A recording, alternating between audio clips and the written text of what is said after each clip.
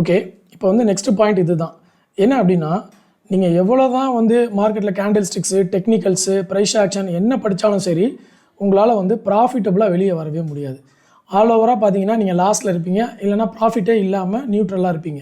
So அப்போ அவ்வளோ technical price ஆக்ஷன்லாம் நான் தெரிஞ்சுக்கிட்டாலும் நான் லாஸ்ட்டில் தான் வருவேன்னா அப்போ நான் வேறு என்ன தான் ஃபாலோ பண்ணுறது?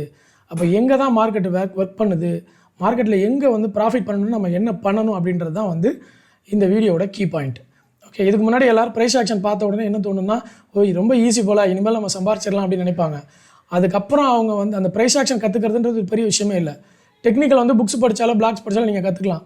ஆனால் அதுக்கப்புறம் வரக்கூடிய அனுபவங்கள், அதாவது மணி மேனேஜ்மெண்ட், ட்ரேடிங் சைக்காலஜி, உங்களுடைய ட்ரேடிங் டிசிப்ளின், இதெல்லாம் தான் உங்களுடைய ப்ராஃபிட்டை தீர்மானிக்கும். அது எப்படி அப்படின்றத பார்க்கலாம்.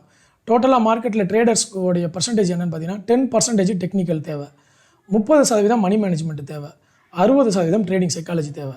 இப்போ நம்ம பார்த்துருக்கிற ப்ரைஸ் ஆக்ஷன் பார்த்திங்கன்னா இந்த 10% டெக்னிக்கல் மட்டும்தான் பார்த்துருக்கோம். புரியுதுங்களா? இன்னும் 30% மணி மேனேஜ்மெண்ட் பார்க்கல, 60% ட்ரேடிங் சைக்காலஜி பார்க்கல. இதில் இந்த 30% மணி மேனேஜ்மெண்ட் இருக்குது பார்த்தீங்களா, இதை வந்து கம்ப்ளீட்டாக நீங்கள் வந்து ஃபாலோ பண்ணிட்டீங்க அப்படின்னா இந்த 60% ட்ரேடிங் சைக்காலஜியே நமக்கு தேவைப்படாது. மணி மேனேஜ்மெண்ட்டில் யார் ஸ்ட்ரிக்டாக இருக்காங்களோ அவங்களுக்கு ட்ரேடிங் சைக்காலஜின்ற ஒரு பிரச்சனையே வராது. ஓகே, ஸோ ஒரு 10% நீங்கள் ட்ரேடிங் சைக்காலஜி ஃபாலோ பண்ணாலே போதும். மணி மேனேஜ்மெண்ட்டில் நீங்கள் சின்ன தப்பு பண்ணிட்டீங்கன்னா கூட அடுத்தது நீங்கள் போய் விழக்கூடிய இடம் எங்கன்னு பார்த்தீங்கன்னா ட்ரேடிங் சைக்காலஜியில் போய் விழுந்துருவீங்க. அதுக்கப்புறம் ஓவர் ட்ரேடிங் பண்ணுவீங்க, ரிவெஞ்ச் ட்ரேட் பண்ணுவீங்க, லாஸ் வந்தால் மார்க்கெட் ஏறும்போது வந்து ஆப்போசிட் டைரெக்ஷனில் போவீங்க, இறங்குனா வந்து ஆப்போசிட் டைரெக்ஷனில் போவீங்க. உங்களுக்கு மட்டும் ஸ்டாப் லாஸ் ஹிட் ஆகிட்டே இருக்கும், நீங்கள் போட்ட பணம் எல்லாம் ஜீரோ ஆகிடும். ஏன் எதுக்குன்னே தெரியாது, பயங்கரமாக கோவப்படுவீங்க. மொத்தமாக நம்ம பணத்தை காலி பண்ணிவிட்டு அதுக்கப்புறமா உட்காந்து நீங்கள் திருப்பி யோசிக்க ஆரம்பிச்சிருவீங்க. ஸோ இதெல்லாமே எப்போ நடக்கும்னா இந்த மணி மேனேஜ்மெண்ட் இல்லை அப்படின்னா மட்டும்தான் நீங்கள் ட்ரேடிங் சைக்காலஜியில் போய் மாட்டுவீங்க. அதனால் மணி மேனேஜ்மெண்ட்டை வந்து குதிரைக்கு கடிவாளம் கட்டின மாதிரி ஸ்ட்ரிக்டாக நீங்கள் ஃபாலோ பண்ணிட்டீங்கன்னா நீங்கள் தப்பிச்சிங்க. ஓகே, ஸோ அடுத்தது நம்ம டெக்னிக்கல் ப்ரைஸ் ஆக்ஷன் ஃபுல்லாக பார்த்துட்டோம். இப்போ மணி மேனேஜ்மெண்ட்டில் வந்து பார்க்க போகிறோம். மணி மேனேஜ்மெண்ட் கால்குலேஷன் எப்படி பண்ணுறது அப்படின்றத முதல்ல பார்த்துருவோம். மணி மேனேஜ்மெண்ட்டை பொறுத்தளவில் இப்போ நீங்கள் வந்து ஒரு ஸ்டாக் வாங்குறீங்க. ஓகே, அந்த ஸ்டாக்குடைய கேண்டில் பார்த்தீங்கன்னா இப்படி இருக்குது.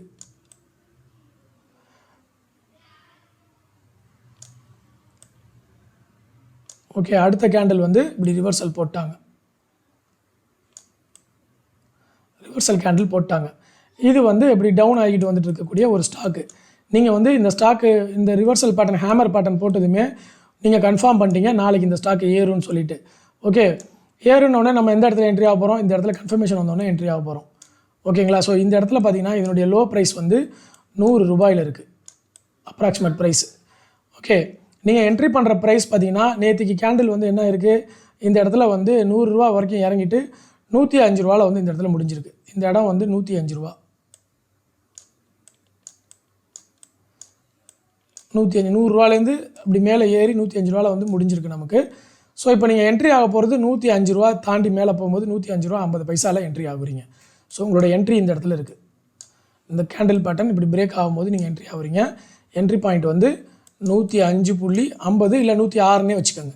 பிரேக் அவுட் ஆகி ஒரு கொஞ்சம் நேரத்தில் வந்து நீங்கள் என்ட்ரி ஆகுறீங்க, 106ல் என்ட்ரி ஆகுறீங்க.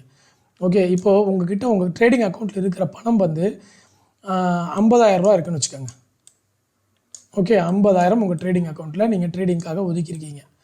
இப்போ நீங்கள் என்ன பண்ணணும்னா, இதை எப்படி இதில் மணி மேனேஜ்மெண்ட் பண்ணணும்னா, இந்த ஸ்டாக்குடைய விலை பார்த்தீங்கன்னா 106 ரூபாவில் நீங்கள் என்ட்ரி பண்ணுறீங்க. ஓகே, இப்போ உங்களுடைய கால்குலேட்டிவ் ரிஸ்க் ஒரு நாளைக்கு எவ்வளோன்னு பார்க்கணும். ஒரு நாளைக்கு வந்து 2% மேலே கால்குலேட்டிவ் ரிஸ்க் எடுக்கக்கூடாது.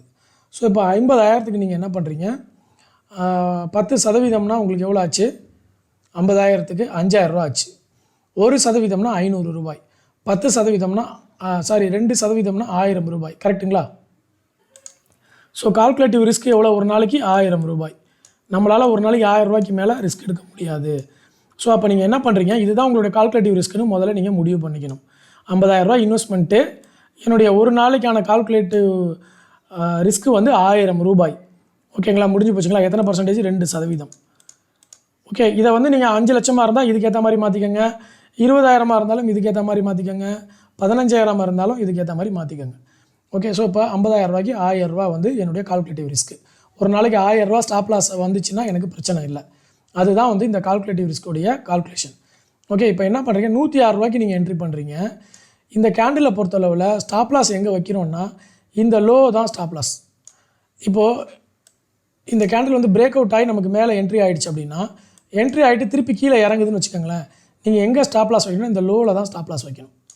இப்போ இந்த லோவில் ஸ்டாப் லாஸ் வைக்கும்போது இந்த கேண்டில் இதுக்கு கீழே தான் டவுன் ட்ரெண்டுன்றது ஆரம்பமாகும் திருப்பியும். அப்படி இல்லைனா இது நாளைக்கு அடுத்த நாளோ இல்லை அடுத்து ஒரு 10 நிமிஷத்துலேயோ வந்து திருப்பி இப்படியே மேலே ஏற ஆரம்பிச்சிடும். ஓகே, 5 மினிட்ஸ் கேண்டலாக இருந்தால் அடுத்து ஒரு 3 கேண்டில் திருப்பி மேலே ஆரம்பிச்சிடும். டே கேண்டலாக இருந்தால் ஒரு 4 நாள் இதை பிரேக் பண்ணுற வரைக்கும் நீங்கள் வந்து ஸ்டாப் லாஸை மெயின்டைன் பண்ணிக்கலாம். ஸோ ஸ்டாப் லாஸ் எங்கே வச்சுருக்கீங்க, 100 ரூபாயில் வச்சுருக்கீங்க. ஓகே, என்ட்ரி பாயிண்ட்டு 106 ரூபா. ஸோ இதுக்கு இடைப்பட்ட கேப் எவ்வளோ, 6 ரூபாய் இருக்குது. ஓகே, 6 ரூபாய். 6 ரூபானா நீங்கள் 1000 ரூபாய் ரிஸ்க் எடுக்கணும்னா 6 ரூபா ஒரு ஸ்டாக்குக்கு ரிஸ்க்கு, டோட்டல் ரிஸ்க்கு 1000 ரூபாய். அப்படின்னா எத்தனை ஸ்டாக் நீங்கள் வாங்கலாம், 1000 டிவைடட் பை 6. ஓகே, அப்போ எத்தனை ஸ்டாக் வருதுன்னு நீங்களே கால்குலேட் பண்ணுங்கள். கால்குலேட்டர் எடுத்துருக்கேன். 1000 டிவைடட் பை 6, 166 ஸ்டாக் நீங்கள் வாங்கலாம் இந்த இடத்துல. ஓகேவா, இப்போ நமக்கு எவ்வளோ வாங்கலாம் இங்கே பாருங்கள். இந்த 166 ஸ்டாக் வாங்கினோம்னா அது வந்து 6 ரூபாய் இறங்குச்சுன்னா எனக்கு எவ்வளோ நஷ்டம், 100 ரூபாய்க்கு வந்துச்சுன்னா என்னுடைய நஷ்டம் எவ்வளோ, 1000 ரூபாய். ஸோ என்னுடைய கால்குலேட்டர் ரிஸ்க் முடிஞ்சு போச்சு. அப்போ நீங்கள் இந்த இடத்துல எத்தனை ஸ்டாக் வாங்கணும், எவ்வளோ பொசிஷன் சைஸ் அப்படின்றது இந்த கால்குலேஷன் தான். ஓகே, இந்த இடைப்பட்ட தூரம் எவ்வளோ இருக்கோ அதை ஃபஸ்ட்டு கால்குலேட் பண்ணிடணும். இந்த இடைப்பட்ட தூரம் வந்து 6 ரூபாய். ஸோ ஒரு ஸ்டாக்குக்கு 6 ரூபா நமக்கு நஷ்டமாகுதுன்னா நமக்கு ஆல் ஓவராக 1000 ரூபா நஷ்டமாக போகுது. 1000 ரூபா என்னுடைய கால்குலேட்டிவ் ரிஸ்க்குன்னா நீங்கள் எத்தனை ஸ்டாக் வாங்கலான்னா 166 ஸ்டாக் வாங்கலாம். 166 ஸ்டாக் வாங்கினீங்கன்னா அது கம்ப்ளீட்டாக இறங்கி வந்து உங்கள் ஸ்டாப் லாஸை ஹிட் ஆச்சுன்னா உங்களுடைய லாஸ் வந்து 1000 ரூபாய். ஓகே, சப்போஸ் மேலே ஏற ஆரம்பிச்சிச்சுன்னா ஒரு ஸ்டாக்குக்கு நீங்கள் 166 ஸ்டாக் வாங்கியிருக்கீங்க, 2 ரூபா அல்லது 3 ரூபா ஏறிச்சு அப்படின்னா 166 × 3 ரூபா தான் உங்களுக்கு லாபம். ஓகே, அப்போ எவ்வளோ வரும், 300 ரூபா 3 18 480 500 ரூபா உங்களுக்கு லாபம் 3 ரூபா ஏறிச்சுன்னா. இப்படி தான் நீங்கள் வந்து பொசிஷன் சைஸ் பண்ணணும். இதுதான் calculative risk. So calculative risk வந்து 2%. 50,000 ரூபாய்க்கு 2%னா 1000 ரூபாய். ஒரு நாளைக்கான கால்குலேட்டிவ் ரிஸ்க் 1000 ரூபாய்னு நான் ஃபிக்ஸ் பண்ணிட்டேன். ஸோ 1000 ரூபாய்னு பார்க்கும்போது எனக்கு இந்த இடத்துல இப்போ இந்த இடத்துல பார்த்தீங்கன்னா இது 106 இல்லாமல் என்ட்ரி பாயிண்ட் வந்து 103 ரூபாவில் வருதுன்னு வச்சுக்கோங்க. சின்னதாகவே இருக்குதுன்னு வச்சுக்கோங்களேன், 103 ரூபாவில் இருக்குது இந்த இடத்துல. அப்படின்னா அப்போ உங்களுக்கு இந்த இடைப்பட்ட தூரம் எவ்வளோ, 3 ரூபா. 3 ரூபானா ஒரு நாளைக்கு நீங்கள் 1000 ரூபா கால்குலேட்டிவ் ரிஸ்க்கா, அப்போ 1000 டிவைடட் பை 3 போட்டிங்கன்னா நீங்கள் எவ்வளோ வாங்கலாம், 330 ஸ்டாக் வாங்கலாம். ஸோ அப்போ உங்கள் பொசிஷன் சைஸை டிசைட் பண்ணுறது எதுனா இந்த ஸ்டாப் லாஸ் அமௌண்ட் தான் டிசைட் பண்ணுது. புரியுதுங்களா, இந்த இடைப்பட்ட தூரம் எவ்வளவோ இதுதான் உங்கள் ஸ்டாப் லாஸை, இந்த ஸ்டாப் லாஸை தான் வந்து உங்களுடைய பொசிஷன் சைஸ்ன்னு சொல்லுவாங்க. அதாவது நான் 50,000 ரூபா வச்சுருக்கேன்னா நான் எவ்வளோ ஸ்டாக் வாங்கலாம், பொசிஷன் சைஸ் என்ன. ஸோ பொசிஷன் சைஸ் கால்குலேஷன் என்னன்னு பார்த்தீங்கன்னா ஸ்டாப் லாஸை முதல்ல கண்டுபிடிச்சிட்டு அந்த ஸ்டாப் லாஸ்க்கும் உங்களுடைய என்ட்ரி பாயிண்ட்டுக்கும் வந்து எவ்வளோ வருதுன்றதை பார்த்துட்டு அதுக்கு ஏற்ற மாதிரி தான் நீங்கள் கால்குலேட்டிவாக வந்து பொசிஷன் சைஸ் வாங்கணும். இப்போது இந்த கால்குலேஷன்லாம் நான் பண்ணணும்னா அதுக்குள்ளே மார்க்கெட்டே முடிஞ்சு போயிருமே அப்படின்னு நிறைய பேர் நினைக்கலாம். அப்படிலாம் முடியாது. ஸ்டார்டிங்கில் உங்களுக்கு கஷ்டமாக இருக்கும். இப்போ நம்ம பண்ணுறதுக்கு 20-60 செகண்ட் தான் ஆச்சு. சப்போஸ் மார்க்கெட்டில் வந்து உங்களால் வந்து இதை கால்குலேட் பண்ண முடியலன்னா நீங்கள் அப்ராக்சிமேட் ஃபிகர் வந்து எடுத்துக்கலாம். அப்ராக்சிமேட் நம்பர்னால் என்ன, இப்போ உங்களுக்கு தெரிஞ்சு போச்சு ஒரு ஸ்டாக்குக்கு 6 ரூபா நஷ்டம் அப்படின்னா நம்ம அப்ராக்சிமேட்டாக 166 கால்குலேட் பண்ண முடியாது. பட் 200 ஸ்டாக் அப்படின்னு நீங்கள் ரவுண்ட் ஆஃப் பண்ணிக்கலாம். ஓகே, 200 ஸ்டாக்ஸ் வாங்கலாம். அந்த மாதிரி நீங்கள் வந்து ரவுண்ட் ஆஃப் பண்ணிக்கலாம். ஆனால் அதுக்காக 50,000 ரூபா இருக்குதுன்னு சொல்லிவிட்டு 100 ரூபா ஸ்டாக்கு தானே இது அப்படின்னு சொல்லிட்டு நீங்கள் வந்து 5000 ஸ்டாக் வாங்குறதோ அல்லது வந்து 2000 ஸ்டாக் வாங்குறதோ அல்லது 50,000 ரூபாய்க்கு எக்ஸ்போஷர் வந்து ஒரு 5 லட்சம் வாங்கி இந்த ஸ்டாக்கை வந்து 10,000 ஸ்டாக் வாங்குறது அந்த மாதிரிலாம் வாங்கினீங்கன்னா அது முற்றிலும் தவறு. நீங்கள் வந்து மணி மேனேஜ்மெண்ட்டுக்கு ஆப்போசிட் டைரெக்ஷனில் போகிறீங்கன்னு அர்த்தம். அந்த மாதிரி போனீங்கன்னா ஒரு லாஸ் வந்துச்சு அப்படின்னா நீங்கள் 1000 குவான்டிட்டி வாங்குறீங்க, ஒரு லாஸ் வந்துச்சுன்னா 10,000 ரூபா காலி ஆகிடும். ஸோ உங்கள் கேபிட்டலில் ஒரே நாளில் 10,000 ரூபா காலி ஆச்சுன்னா என்ன ஆகும்னு யோசிச்சு பாருங்கள். அதுவும் நீங்கள் இப்போ 1000 ஸ்டாக் வாங்குறீங்க, இங்கேருந்து இவ்வளோ ரிஸ்க்கு இறங்கி வருதுன்னா எவ்வளோ ஆச்சு, 6 ரூபா. அப்போ 6000 ரூபா காலி ஆச்சுன்னா 50,000 ரூபாவில் 6000 ரூபா போயிடுச்சுன்னா அது மிகப்பெரிய நஷ்டம். அடுத்த நாள் ட்ரேட் பண்ணுறதுக்கு உங்களுக்கு பணம் வேணும். அதனால் கால்குலேட்டிவ் ரிஸ்க்ன்றது 2% ஒரு நாளைக்கு எடுத்துக்கணும். அது அமௌண்ட் வைஸில் பார்க்கும்போது எவ்வளோன்றதை கால்குலேட் பண்ணிக்கணும். அந்த கால்குலேஷனை வச்சு தான் வந்து நீங்கள் பொசிஷன் சைஸை டிசைட் பண்ணணும். ஓகே, இதுதான் பொசிஷன் சைஸிங்கிறது. அப்போ 50,000 ரூபாய்க்கு நீங்கள் எவ்வளோ ஸ்டாக் வாங்கலாம்னா இந்த ஸ்டாப் லாஸ் எவ்வளவோ அதை பேஸ் பண்ணி தான் நீங்கள் பொசிஷனை வந்து சைஸ் பண்ண முடியும். ஸோ இந்த பொசிஷன் சைஸ் படி தான் நீங்கள் கால்குலேட் பண்ணணும். கால்குலேட் பண்ணி அப்ராக்சிமேட்டான ஒரு ரவுண்டு நம்பர்ஸ் வந்து நீங்கள் பண்ணிக்கலாம். 166க்கு பதில் 180 வாங்கலாம், அட்லீஸ்ட் 200 வரைக்கும் போகலாம், அதுக்கு மேலே போகக்கூடாது. ஓகேங்களா, ஸோ இதுதான் மணி மேனேஜ்மெண்ட். ஸோ நீங்கள் என்ட்ரி பாயிண்ட் வந்து ஒரு கேண்டலுடைய ஹையில் இருக்குது, ஸ்டாப் லாஸ்ன்றது அந்த கேண்டலுடைய லோவில் இருக்குது. ஓகே, ஸ்டாப் லாஸை பொறுத்தவரையில் 3 டைப் இருக்குது. அதை வந்து நம்ம அடுத்து வரக்கூடிய வீடியோவில் வந்து நான் உங்களுக்கு ஷேர் பண்ணுறேன். அதில் வந்து தெளிவாக ப்ரைஸ் ஆக்ஷன் படி இதுதான் வந்து நமக்கு ஸ்டாப் லாஸ். ஒரு கேண்டில் வந்து என்ட்ரி பண்ணுறீங்களா, அந்த கேண்டிலுடைய லோ தான் வந்து இன்ட்ராடேக்கு ஸ்டாப் லாஸ்.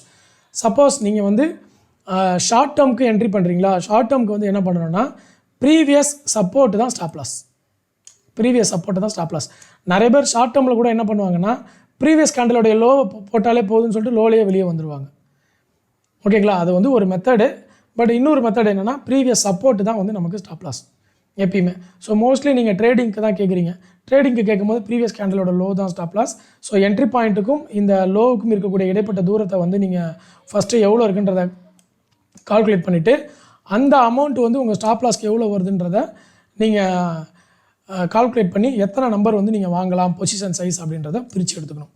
அப்போ உங்களுக்கு என்ன தெரிஞ்சிருது, இது என்ட்ரி ப்ரைஸ்ன்றது தெரிஞ்சிருது. இது என்ட்ரி ப்ரைஸு. ஓகே, இது ஸ்டாப் லாஸ் ப்ரைஸு. மார்க்கெட் ஏறிச்சுன்னா இந்த இடத்துல என்ட்ரி எடுக்கிறீங்க. ஏறிச்சுன்னா டார்கெட் என்ன பண்ணுறீங்க, ட்ரைலிங் ஸ்டாப் லாஸ் போடணும். ஓகே, டார்கெட்டை வந்து நீங்கள் முடிவு பண்ணுறதை விட எப்பயுமே ட்ரைலிங் ஸ்டாப் லாஸ் போட்டு தான் டார்கெட்டை முடிவு பண்ணணும். மார்க்கெட் இவ்வளோ தான் ஏறும்னு உங்ககிட்ட சொல்லவே சொல்லாது. அது எவ்வளோ வேணாலும் ஏறும். 100 ரூபாலேருந்து 120 ரூபா கூட போகும். நீங்கள் என்ன பண்ணணும், 103 ரூபாயை தாண்டி மேலே போயிடுச்சா உங்களுடைய ஸ்டாப் லாஸை 102 ரூபாய்க்கு மாற்றிடணும். 105 ரூபா மேலே ஏறிடுச்சா உங்கள் ஸ்டாப் லாஸை 103 ரூபாய்க்கு மாற்றி ஒரு 2 ரூபா பின்னாடி போட்டுக்கிட்டே நீங்கள் போகணும். 107 ரூபா போயிடுச்சா நீங்கள் உடனே ஸ்டாப் லாஸை 105 ரூபாயாக மாற்றிக்கணும்.